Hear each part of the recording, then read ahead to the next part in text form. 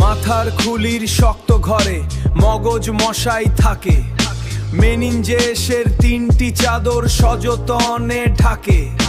বাইরে থেকে আঘাত এলে এই পর্দায় ঠেকায়, মস্তিষ্ক আর সুষুম্না কাণ্ডকে পরম স্নেহে দেখায়। সবার উপরে গুরু মস্তিষ্ক, সেই তো মগজ রাজা। স্মৃতি, বুদ্ধি, চিন্তা করা এসব তারই মজা। দেখাশোনা, কথা বলা সবেরই সে মূল, তার ইশারায় শরীর চলে, হয় না কোনো ভুল।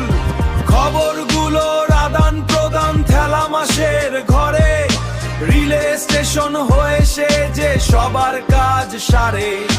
ক্ষুধা, তৃষ্ণা, রাগ, আবেগ আর দেহের কাত্মতাতা, হাইপোথ্যালামাসই তো ভাই চালায় আমাদের এই সকল যাত্রা। সামনে পেছন মগজ, মাঝে মধ্য মস্তিষ্ক থাকে। চোখ আর কানের প্রতিবর্ত সেই তো ধরে রাখে।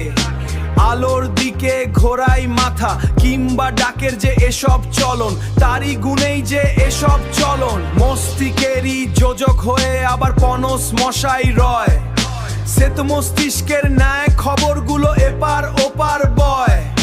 শ্বাস প্রশ্বাসের ছন্দ মাপে লালা ক্ষরণ রোজ।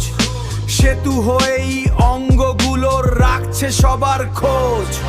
লঘু মস্তিষ্ক পেছন দিকে ছোট্ট যে তার আকার, দেহের সব ভারসাম্য দায়িত্ব যে তার।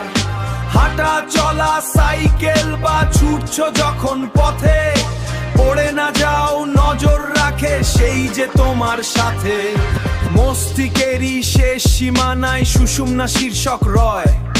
শ্বাস নেওয়া আর হৃৎস্পন্দনের কাজে তার তো বড় জয়।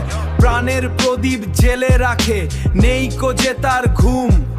হৃদয় কাঁপে তারই ছন্দে দুরুম দুরুম দুম।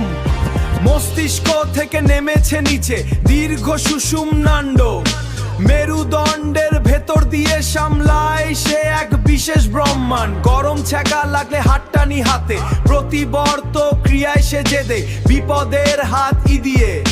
মস্তিষ্ক আর দেহের মাঝে খবরের সে সাঁকো। 10ম শ্রেণীর তোমরা সবাই এই ছন্দটা মনে রাখো।